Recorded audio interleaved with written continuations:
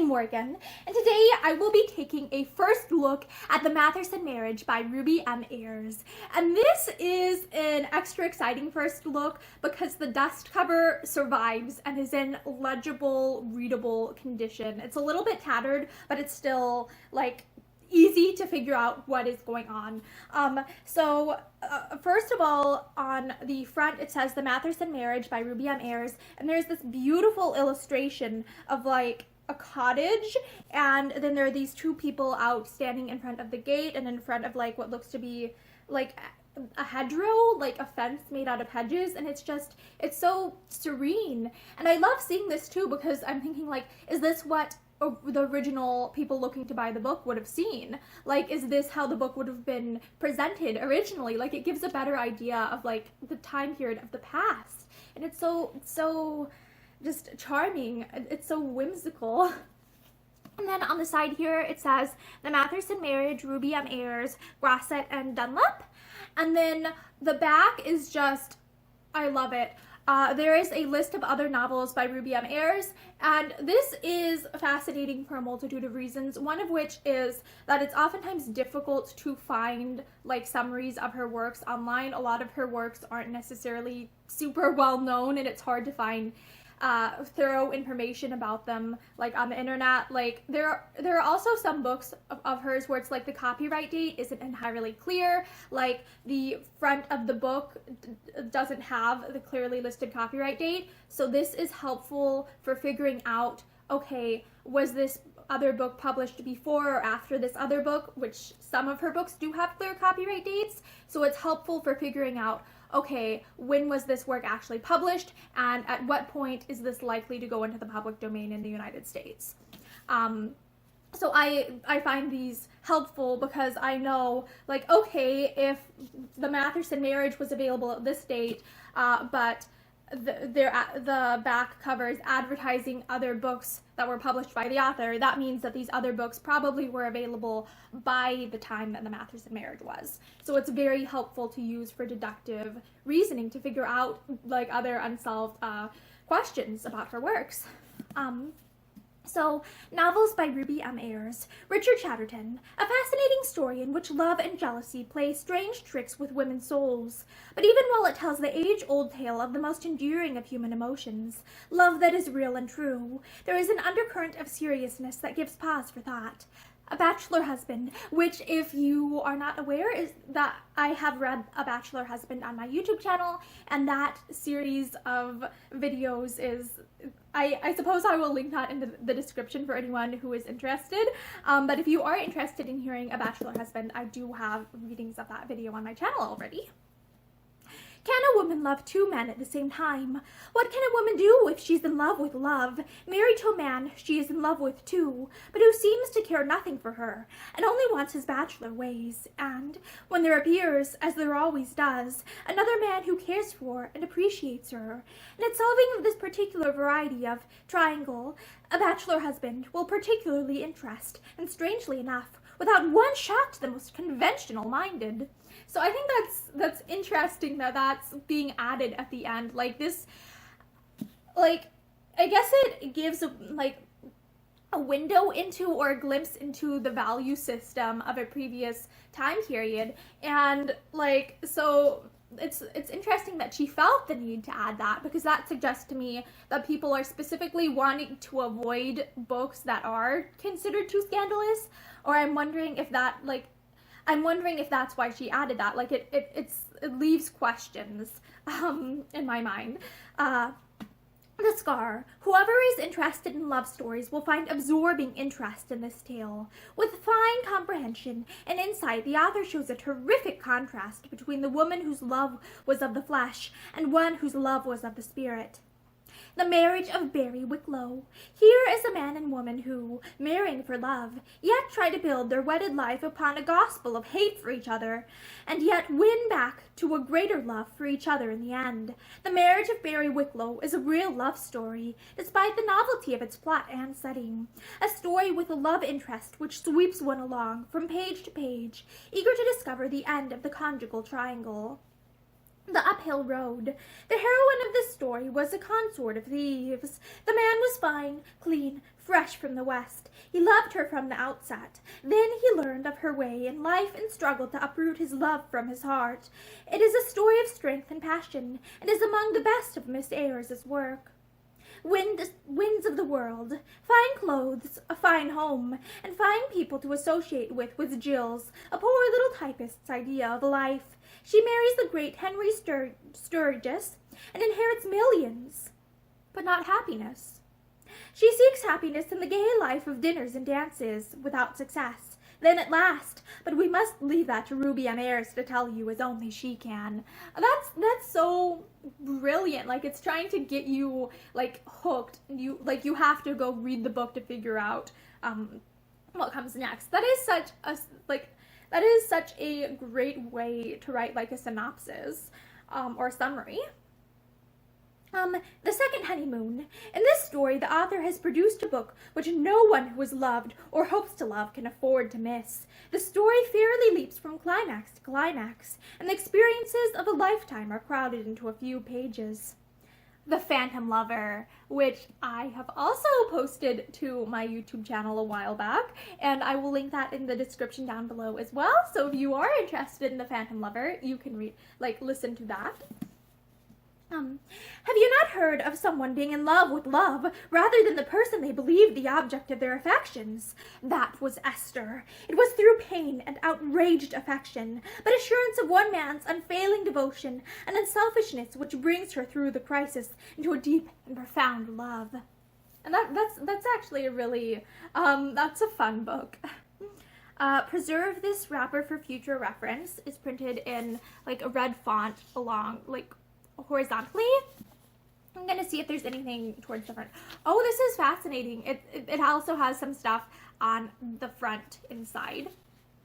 Do you want another good story? Look on the other side of this wrapper for a list of more than 500 titles and the best recent copyright fiction and popular priced editions. The Matherson Marriage by Ruby M. Ayres, author of A Bachelor Husband, etc. She had married Matherson with her eyes open and her own free will. She had married him for his money. With her own hands, she had locked the door on happiness and thrown away the key. And then, as she stood there, a tall shadow came between her and the lighted windows of the house. A voice, agitated and broken with emotion, spoke her name. And with a little choking cry, she stumbled forward into Lynn Ramsden's arms. What both men and women have to undergo is the absorbing theme of this powerful novel. For other books by Ruby M. Ayres, see list on the back of this wrapper. Preserve this wrapper for future reference. And up here, there's also a pencil marking clear up at the top right-hand corner here. It looks like it might be numbers. I can't entirely read it. And then I'm going to remove the wrapper and read the other side here. So over here, announcement. On the reverse side of this wrapper will be found, arranged alphabetically by author, a list of the books of fiction issued by all the prominent publishing houses in the United States during recent years. It contains practically all the bestsellers, and only books that have made good find their way into this list. Consequently, you are always sure of securing a worthwhile novel when you select from this catalog. These books are issued in popular priced editions, similar to this volume, and will be found for sale wherever books are sold. Oh my gosh. It has like a list of books, but it's the font, the ink of the typing, it's green. I'm trying to figure out, is this that it was always green, or is this something where for some reason it's faded or changed or rubbed off on something, because it was over this book, which is kind of like a purplish color, like the book cover itself is very purple, or like a dark, really, I would describe it as like a dark purplish color, or maybe like a color of, I'm trying to think what I would compare this to, like the liver? I don't know. I'm trying to remember what the color is to describe this color.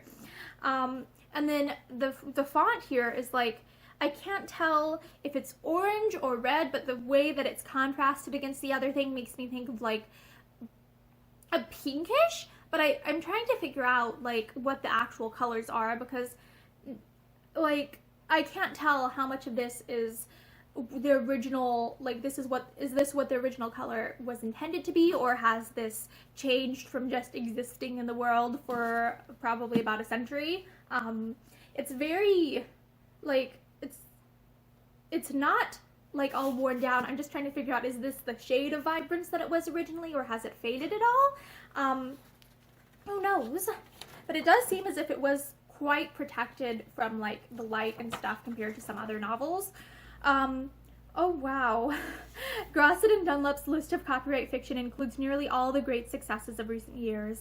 You'll find in it the best books of the best authors, books that have made history and established selling records, books that you have always wanted to own, books you cannot afford to be without because the cost is so small. Start a library in your home with Grosset and Dunlop's books and watch it grow.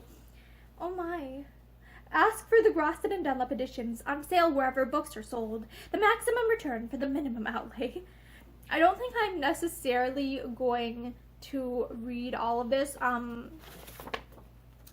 I wanted to show you this. Like, this is so fascinating. Like, just the dust cover has so much information that I wouldn't have thought of, because normally on like paperback books today, like this stuff is printed on the cover. So it's fascinating thinking about the fact that there's probably a lot of information that was originally included with a lot of these hardback books, but it was on the dust cover, which oftentimes like doesn't survive as well. Okay. So I'm gonna go ahead and look at the actual like physical book now. The Matherson Marriage by Ruby M. Ayres, and it has this pretty little like orangish, reddish, like, how do I describe this? It's like a stamp, a circle stamp thing. It's like a design. And then the Matherson Marriage, Ruby M. Ayres, Doran at the bottom.